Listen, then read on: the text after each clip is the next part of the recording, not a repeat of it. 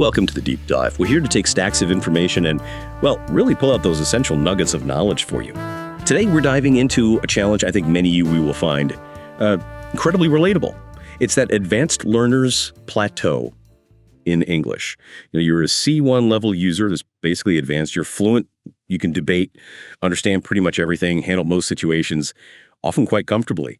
But maybe you feel this subtle kind of nagging sense that your active, spontaneous English isn't quite as deep or as nuanced or maybe as uniquely as you'd like. It's like you have all the tools, right?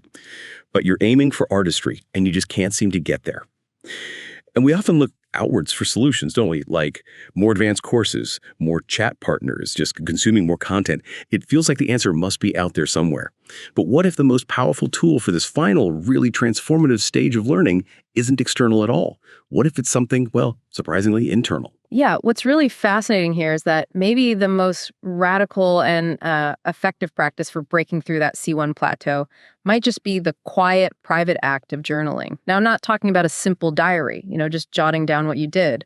For the advanced learner, a journal isn't just a record. It's more like a dynamic, private laboratory.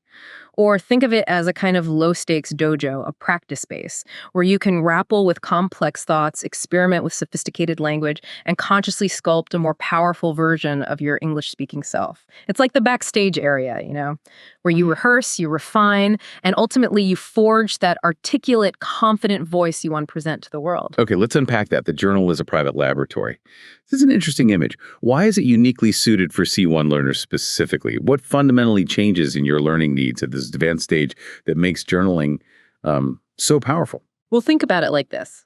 At the C1 level, you're not building the basic structure of the house anymore. You've got the foundations, the walls are up, the roof's on. Now you're doing the really complex stuff, the wiring, the intricate interior design, the fine finishing touches. And journaling is perfectly suited for this advanced, detailed kind of work. First off, inside this linguistic laboratory, your journal creates this essential bridge, a bridge from abstract thought to concrete language. As intelligent adults, our inner worlds are incredibly complex, right? Full of nuanced ideas, subtle feelings. Journaling gives you the crucial time and space to translate those rich, sophisticated thoughts into English with the same level of sophistication. It forces you to ask yourself, okay, how do I really express this complex feeling? What is the exact word for this abstract idea, this subtle distinction? That kind of precision is absolutely key at C1. That makes sense, that bridge from abstract thought. But what about something I hear a lot, knowing a word passively but really struggling to use it actively? Does journaling help, like shine a light on those hidden weaknesses, almost like an internal diagnostic tool? Oh, absolutely. The journal acts as a very honest mirror for your hidden weaknesses. It really does. You might passively understand hundreds of sophisticated words or, complex grammatical structures. But when you try to actually produce them, when you're writing, maybe you find yourself reaching for a word again and again, and it just isn't quite there. Or you notice your sentence structure feels a bit clumsy, not as elegant as you'd like. Your journal shows you exactly where those gaps are, specific to your own unique linguistic needs. And this kind of self-diagnosis is, frankly, far more valuable than any generic test because it's tailored precisely to your learning journey where you are right now. Okay, and what about all those brilliant new idioms or advanced phrases we pick up? The ones we get excited about, but then like a week later, they've just vanished. It's so frustrating. It really is, isn't it? And that's where the journal becomes your perfect consolidation chamber for that new knowledge. So when you encounter a new high-level phrase like a double-edged sword, or maybe to grapple with the implications of what, you can make it a specific goal. Aim to use that phrase in your journal entry that day. The active process, retrieving it from memory and then weaving it naturally into your own thoughts, well, that cements it in your mind in a way no flashcard ever could. It helps you avoid what some people call orphan vocabulary, those words you recognize but can't quite summon when you need them. And it also helps internalize chunks, those natural word groupings like for all intents and purposes or the elephant in the room, stuff native speakers use all the time without thinking. Right, so it's helping us pinpoint weaknesses, it's cementing new vocabulary. What does this all mean for cultivating your authentic voice in English? Because like you said, at this stage, it's not just about being correct, is it? It's about being you. Precisely. That's the core of it. The journal is an invaluable incubator for your authentic voice. At the C1 level, the goal really does shift from just, textbook correctness to genuine self-expression. Public-facing communication, speaking in meetings, presentations, it can feel too high stakes for that kind of experimentation. We often worry too much about making mistakes or sounding awkward. But in your private journal, you can play. You can really experiment with language. Try being witty one day, poetic the next, maybe super formal or totally informal, all without any fear of judgment. This playful, low-pressure space is where you truly discover and cultivate your unique English voice. Find out how you sound in English. Okay, this sounds incredibly promising. But to really turn your journal into that high-performance linguistic laboratory you mentioned, you probably need more than just general free writing, right? You need specific techniques. That's exactly right. Just writing anything is good, but targeted techniques give you much more bang for your buck. Let's explore some key ones. So first up, technique 1, the daily entry upgraded. Don't just report what happened in your day, like I went to work, I had lunch. Go deeper. Choose one specific event, maybe a conversation, or even just a feeling you had. And instead of just describing what happened, immerse yourself in describing it with sensory detail. What did it look like, sound like, feel like? Explore your reaction to it. This really hones your descriptive vocabulary and your ability to articulate complex emotional states. Nuance. For instance, you could try describing a mundane object on your desk, like your stapler, as if it were the most fascinating artifact in a museum. Or recount a difficult conversation, and then write out the ideal version of that dialogue, the one you wish you'd had, using the perfect phrases. I like that. It's active and reflective. Exactly. Then technique 2, the vocabulary and chunking journal. This is your consolidation chamber in action. You could divide your page into 2 columns, quite practical. In the left column, jot down maybe 3 to 5 high-value words, idioms, or those chunks, multi-word phrases native speakers use that you encountered that day. Then, in the right column, write a paragraph that naturally incorporates all of these new items. This forces active recall and contextualization. It stops that orphan vocabulary problem dead in its tracks. For example, let's say you learned to be predicated on a foregone conclusion and to exacerbate a problem. You could write something about, say, a team strategy. My team's current strategy is predicated on the assumption that our main competitor won't enter the market. But after today's meeting, I feel it's pretty much a foregone conclusion that they will. Simply ignoring this will only exacerbate the problem we're inevitably going to face next quarter. See? You use them all naturally. That's brilliant because it forces you to actually use the words in context, not just, recognize them passively. Exactly. It bridges the gap. Okay, technique 3. The 5-minute Feynman journal. This one's named after the physicist Richard Feynman, who believed you didn't truly understand something unless you could explain it simply. So choose a complex topic you know well, maybe something from your job, or a hobby could be photosynthesis, the basic idea of blockchain, the rules of cricket, whatever. Set a timer for just 5 minutes and try to explain it in your journal as if you were writing for a complete beginner. Use simple language, powerful analogies. This is an intense workout for your ability to paraphrase, simplify, and use analogies effectively. And it immediately shows you where your explanatory language might be weak or overly jargony. That sounds challenging, but really useful for communication. It is. Next, technique 4, the argumentative journal. This is your private dojo for practicing the language of logic, persuasion, and critical thinking. Find a high-quality opinion article, maybe from a source like The Economist, The Guardian, The New York Times. After reading it carefully, write a structured response in your journal. 3 parts. First, summarize the author's main argument in your own words. What are they really saying? Second, analyze and critique that argument. Do you agree? Disagree? What are its strengths, its weaknesses? Did they provide enough evidence? Be critical. And third, state your own nuanced conclusion on the topic. Where do you stand after considering it? This directly trains you in the kind of language that's absolutely essential for academic and professional success. Think essays, reports, debates. That feels incredibly practical, especially for anyone working or studying in English. It really is. It targets very specific, high-level skills. And finally, technique 5, the creative and stylistic journal. This is your voice incubator, your playground. The focus here is on creativity and play rather than strict correctness. Experiment with your writing style. Try writing a single paragraph that's as witty as possible, or one that's incredibly formal, or poetic, or suspenseful. Just play with the tone. Or you could try style emulation. Describe your breakfast, say in the short, punchy style of Ernest Hemingway. Then describe the exact same breakfast again, but this time in the elaborate, detailed style of, I don't know, a 19th century novelist like Dickens. This playful approach helps you break free from maybe a rigid, learned writing style.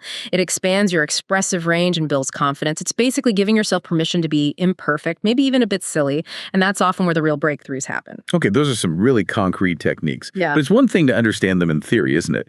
It's another to see how these methods have actually, catalyzed profound breakthroughs for real people. Can you give us some examples? Absolutely. Real stories make it click.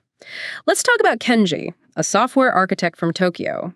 His technical English was excellent, flawless, really. But in meetings with non-technical colleagues or clients, his language was often too precise, too full of jargon. People struggled to follow. So he started using the 5-minute Feynman journaling technique. He'd take complex concepts from his work, like microservice architecture, and force himself to explain them simply in his journal. His journal became this space for finding relatable analogies. He came up with things like an API being like a waiter in a restaurant taking orders, or microservices being like Lego bricks you can combine.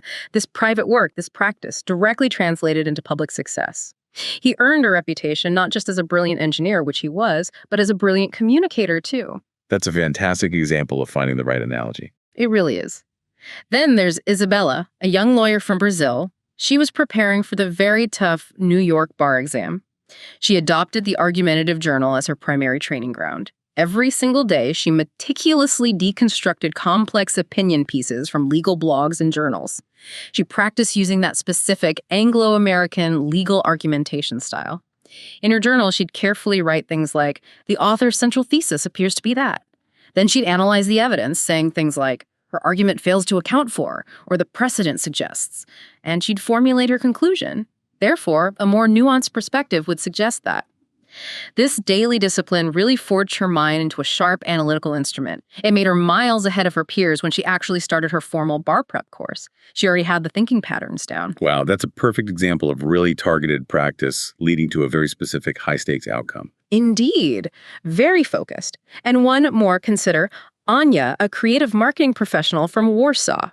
Her English grammar was perfect, textbook perfect, but she felt it lacked the spark, the wit, the personality she had naturally in her native Polish. She felt a bit, robotic. So she turned to the creative and stylistic journal as her private playground, her space to experiment. She played around with describing the same view from her office window in totally different styles, stream of consciousness one day, short, sharp, declarative sentences the next. She even started a metaphor collection, describing abstract business concepts like brand loyalty using analogies from nature or cooking. And slowly, gradually, this playful spirit started to seep into her professional communication. Instead of just saying the standard phrase, "increase customer retention," she found herself saying things like, "We need to turn our customers from casual visitors into devoted residents of our brand's world." Much more evocative. That's lovely. Yeah, the private creative work she did unlocked a more vivid, engaging, and crucially authentic way of expressing herself in English. It became her voice. These stories really bring it to life. So if we're listening now and feeling inspired to jump into this private laboratory, what specific high-level language or structures should we be aiming for? What should we consciously try to incorporate into our journaling today? What's in that advanced toolkit? Excellent question. It's good to have some concrete things to practice. So here are a few phrases and concepts you can actively work on. For self-reflection, when you're exploring your thoughts and feelings, try using phrases like, "On further reflection, I realized that." Or, "What strikes me most about this situation is, A, maybe my initial reaction was X, but I'm beginning to see it from a different perspective." Or even something like, "It occurs to me that my hesitation is predicated on." Using predicated on makes it more sophisticated than just based on. Okay, useful for that deeper thinking. Exactly. Then for argumentation, like in the argumentative journal technique, practice structures to introduce someone else's point. The author posits that, or the central premise of the article is, to add a supporting point, use connectors like, "Moreover, the author fails to consider," or, "Furthermore, it is worth noting that." Hell. When you want to concede a point before refuting it, try structures like, "While it is true that X is a significant factor one cannot ignore." And for directly refuting, phrases like, "This line of reasoning is flawed because," or, "However, this argument overlooks." Those sound very academic and professional. They are, and practicing them privately makes using them publicly much easier. Finally, for stylistic experimentation, think like a writer. Use a kind of stylist's cheat sheet. Consciously experiment with metaphor, directly equating one thing to another, like the meeting was a battlefield. Try simile comparing using like or as. His explanation was as clear as mud. Maybe anaphora, that's repetition at the beginning of successive clauses for emphasis, like Dickens. It was the best of times. It was the worst of times. Or maybe adapt it. It was a day for new beginnings. It was a day for brave decisions. It was a day for change. Very powerful rhetorical device. Or personification, giving human qualities to inanimate objects like the old house sighed in the wind or opportunity knocked. It adds color. So the path from C1, that advanced stage, to true mastery, turns out it's a deeply internal one, much more so than maybe we realize. It's about refining not just your language, but your thinking itself in English. That's really the heart of it. This deep dive, I hope, has shown how your journal can be all these things. A mirror, a gymnasium for language muscles, a laboratory for experiments, and a playground for creativity. It is fundamentally the one place where you can have a long, honest, and truly transformative conversation with the most important person in your language learning journey, which is, of course, yourself. And the work you do there, in the quiet pages of your notebook or on a blank screen, it won't be immediately visible to the outside world. There aren't any certificates for journaling, there's no applause. But this private discipline practice is precisely what separates the merely proficient from the truly exceptional English user. It is the silent, unseen work that forges the kind of deep, flexible, and authentic command of the English language. The kind that allows you to stand on any stage, in any meeting, in any conversation, and speak with a voice that is not just correct, but is powerfully and unmistakably authentically your own. So pick up a pen. Open a blank document. Your private laboratory is ready. The conversation is waiting.